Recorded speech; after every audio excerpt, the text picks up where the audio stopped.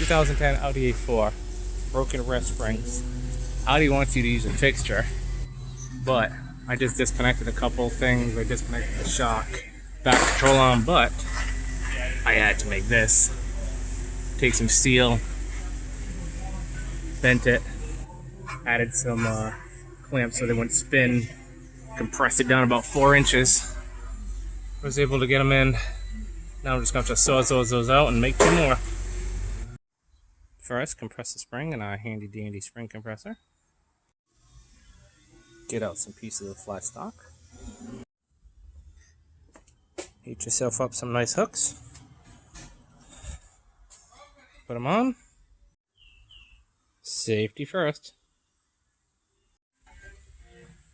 Well, she's in, guys. Now I just gotta saw those brackets back off, and